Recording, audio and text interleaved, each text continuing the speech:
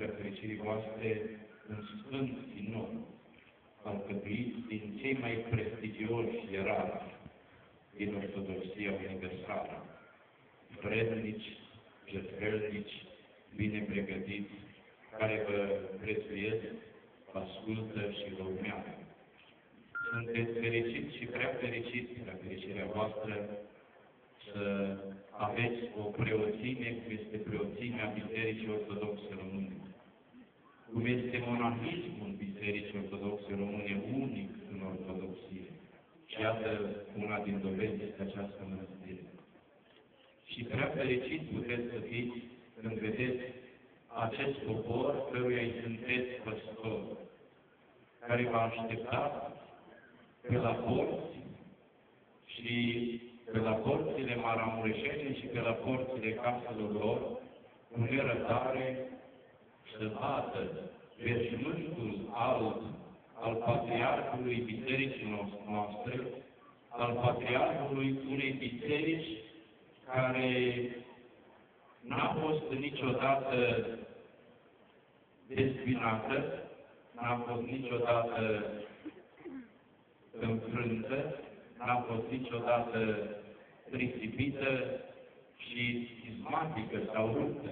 A fost mereu întreagă. De aceea este alt veșmântul Patriarhului României. Pentru că Biserica noastră ortodoxă apostolică de 2000 de ani a rămas iteeră învățăturii Mântuitorului și Sfinților Apostoli. Și fidelitatea, prefericirea voastră, uitați-vă, o arată astăzi. Iar dacă la 1739 a murit ultimul episcop ortodox, cunoscut cu numele Gabriel de Băsan, și ortodoxii n-au mai avut voie să aibă episcop ortodox timp de 250 de ani. Și odată cu acel episcop și mănăstirile, și cu Sfântul Iosif, care a murit la 1713, care a fost declarat sfânt de Biserica noastră. Iată însă că poporul care a fost trecut la altă credință, fără să fie întrebat, fără să fie consultat, a rămas ceea ce a fost. A rămas în credința strămoșească a oților și strămoșilor noștri. Și dovadă este că este aici. Sunt în jurul preafericirii voastre și a Sfântului Sinod, sunt în crucele casei de Dumnezeu și sunt cu mulțumire și recunoștință față de Dumnezeu ca apostoli pe care îi iubesc și îi cinstesc și îi urmează, îi ascultă și se roagă pentru ei. Ne rugăm și noi pe fericirea voastră să vă înmulțească Dumnezeu puterile și sănătatea și Hristos, Dumnezeu, Dumnezeu, să vă stea în ajutor, să puneți crucea pe marea și sfânta catedrală a poporului român, catedrala Mântuirii Neamț, la care am dorit să putem contribui, iubiți credincioși, cât de mult și noi. Nu suntem chiar printre cei de frunte. Și dacă Sfântul poate să zică la București, la voi, maramureșenii, care sunteți atât de mulți și credincioși, cu ce m-aș putea ajuta? Vom încerca să fericirea voastră să fim mai darnici și mai darnici. Credincioși sunteți. Rugăm pe Dumnezeu să vă răsplătească, că v-ați ostenit și ați lăsat alte obligații care le-ați avut. Pentru că Evanghelia e mare și Evangheliile sunt multe, toate Evangheliile vă solicită și ați ajuns aici în Maramureșul martiric, Maramureșul plin de credință, plin de frumusețea aportului și a graiului, Maramureșul care mărturitește pe Hristos cu toată ființa și credința Lui. Îngăduiți-ne drept semn al recunoștinței și pentru faptul că ați prețuit eforturile mai sale și a celor pe care noi le-am propus, să vă oferim icoana soborului celor 12 Sfinți Apostoli care țin pe brațele lor Biserica Mântuirii, așa cum fericirea voastră ține pe brațele Sfinților Bisericii noastre și în tot comunitate. Să vă oferim să duceți la Plasma Patriarhal, să rămână acolo ca o mărturie sfințită această biserică de acum și până în viață. Și vă oferim de asemenea macheta Biserica Catedralei de Ger, care este un dar al mănăstirii și al nostru pentru fericirea sărbătăm Sfințita Treaptă, rugând pe Dumnezeu ca și ziua de mâine, unde Preafericirea voastră va fi patronat Sfințirea Bisericii Catedralei de la Negreșoară și Sfânta Liturghie, să fie tot atât de frumoasă.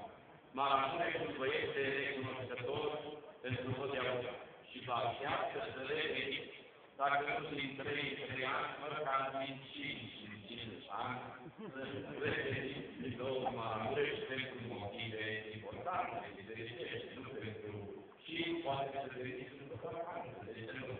Facem o ședință sinodală la Jordana, la Marașul. Să mulțumim Iisuse să sărbătăm Sfinția. Binecuvântat! Mulțumim pentru aceste cuvinte frumoase de apreciere și, desigur, noi ne simțim la acasă, pretutindeni, unde vedem lucrările asemănătoare celor pe care le desfășurăm în toate eparhiile. Dorim să felicităm încă o dată pe noastră arhipiscopul Cristian și întreaga locul monahale de aici pentru aceste lucrări minunate. Pe toți cei care au contribuit la închidirea acestei mănăstiri. Aș dori, de asemenea, să mai mulțumesc odată, cu ce am făcut-o aseară, pentru primirea frumoasă și călduroasă pe care am trăit-o începând de la aeroport, de la Baia Mare, până aici. Am fost întâmpinați la poarta Maramureșului, în Comuna Mare, și apoi pe Valea Izei, în fiecare sat, unde credincioși erau afară la poartă și cu mult respect ne-au întâmpinat și ne-au salutat și noi am binecuvântat. Și aici e mulțime mare de popor, iar astăzi a fost o mare sărbătoare pentru mănăstire, dar și pentru noi toți erabii care au venit aici. Ne mulțumim înalt preasfințiților și preasfințiților erabi care au venit aici, deci aveau fiecare mult de lucru, pentru că este o perioadă a anului în care toți erabii au sfințit de biserici și lucrări misionare cu preoții și cu elevii, studenții și celelalte lucrări culturale și spirituale din eparhie. Dar această comuniune, această societate arheiască, este și o cinstire pentru a recunoaște jertfa lucrării de aici și frumusețea ei. Vă mulțumim, vă dorim sănătate, bucurie și cu mulți dintre dumneavoastră ne vom întâlni și noi la Catedrala nouă, care urmează să fie sfințită din Negreșoară. Programul format este foarte